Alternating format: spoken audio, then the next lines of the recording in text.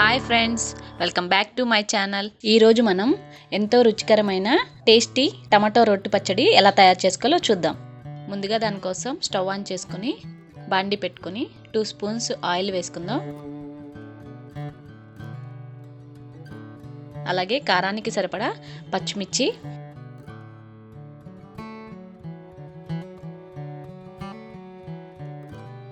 వేసుకొని వీటిని బాగా ఫ్రై చేయాలి.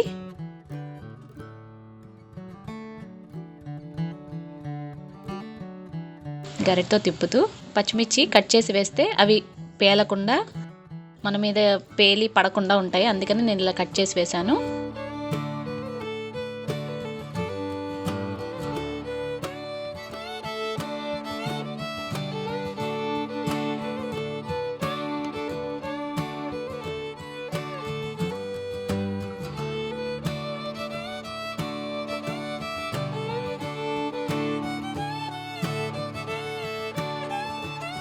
ఇప్పుడు ఇవి బాగా వేగిపోయాయి కదా, వీటిని ఒక బౌల్లోకి తీసుకుందాం.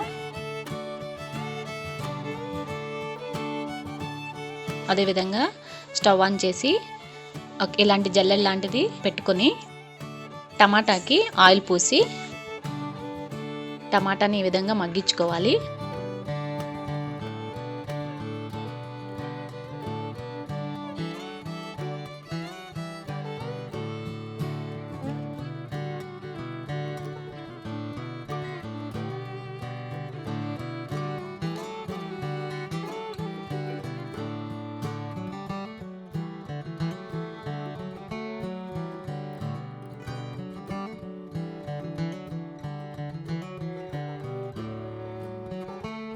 టమాటా ఈ విధంగా మగ్గితే ఒక రకం టేస్ట్ వస్తుంది ఫ్రెండ్స్, స్మోకీ ఫ్లేవర్ లాగా. అందుకనే మనం టమాటాని ఈ విధంగా కాల్చుకోవాలి. టమాటాని ఇదే విధంగా నూనె పూసి బాండిలో కూడా వేయించుకోవచ్చు. ఇలా స్టవ్ మీద వేయించడం వల్ల మరొక రకమైన టేస్ట్ ఉంటుంది. అందుకని నేను ఈసారి ఇలా ట్రై చేశాను. ఇదిగోండి, ఈ విధంగా కాల్చుకోవాలి. టమాటా మొత్తం పూర్తిగా మగ్గిపోయింది. మగ్గితే ఇలా టమాటా నుండి స్కిన్ సపరేట్ అయిపోతుంది. ఇదిగోండి, ఈ విధంగా మగ్గించుకోవాలి. టమాటా చల్లారిన తర్వాత టమాటా పైన ఉన్న స్కిన్ మొత్తం ఈ విధంగా చేత్తో తీసేస్తే ఈజీగా వచ్చేస్తుంది. చూసారు కదా, మొత్తం స్కిన్ అంతా వచ్చేసింది. ఈ విధంగా తీసుకుని ఒక పక్కన పెట్టుకోవాలి.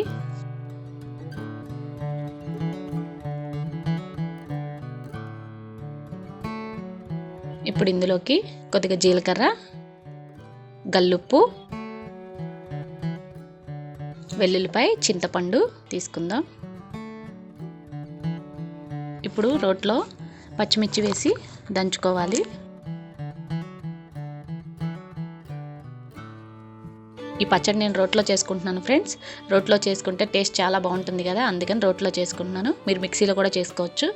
కాకపోతే బాగా మెత్తగా పేస్ట్ చేయకుండా ఊరినే ఒక 2 సార్లు బ్లెండ్ చేస్తే కచ్చా పచ్చాగా కూడా వస్తుంది కదా, మీరు అలా కూడా చేసుకోవచ్చు. నేనైతే ఈరోజు రోట్లో చేస్తున్నాను. మరి పేస్ట్లా కాకుండా కచ్చా పచ్చగా దంచుకుంటే సరిపోతుంది. ఇప్పుడు ఇందులో కొద్దిగా చింతపండు, టేస్ట్కి సరిపడా ఉప్పు, జీలకర్ర, వెల్లుల్లిపాయలు వేసి మరొకసారి దంచుకుందాం.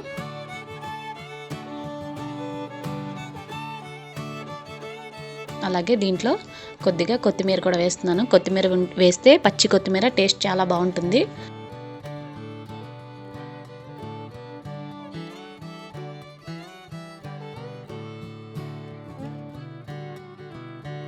అలాగే ఇప్పుడు మనం ముందుగా మగ్గబెట్టుకున్న టమాటాలను కూడా వేసి దంచుకుందాం.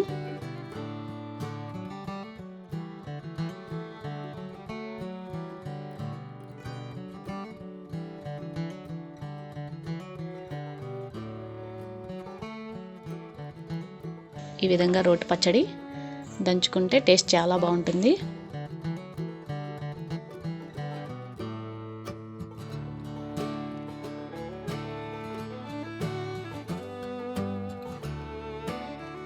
ఈ విధంగా చేస్తే సరిపోతుంది. చూసారు కదా, మన పచ్చడి రెడీ అయిపోయింది ఫ్రెండ్స్. ఇప్పుడు దీన్ని ఒక బౌల్లోకి తీసుకుందాం. ఈ పచ్చడి దోశ, ఇడ్లీ, అలాగే వేడి రైస్లో నెయ్యి వేసుకొని తింటే కూడా చాలా బాగుంటుంది. మీరు కూడా ఒకసారి మీ ఇంట్లో ట్రై చేసి చూడండి. మన చిన్నతనంలో మన అమ్మమ్మలు రోట్లో పచ్చడి చేశాక అట్లాగే పచ్చడి కలిపిన డిప్పలో అన్నం వేసి ఎట్లాగ పెడతారో అదేవిధంగా రోట్లో కొద్దిగా రైస్ వేసుకుని నెయ్యి వేసుకుని ఆ రోట్లోనే కలిపి అన్నం తింటే చాలా బాగుంటుంది ఫ్రెండ్స్. అది నాకు ఇప్పుడు గుర్తొచ్చింది, అందుకే నేను కూడా అలాగే కలిపి టేస్ట్ చేపిస్తున్నాను. చూడండి, చాలా బాగుంది. మీకు గనక వీలుంటే తప్పకుండా ఒకసారి ఇలా ట్రై చేసి చూడండి, చాలా టేస్ట్గా ఉంటుంది.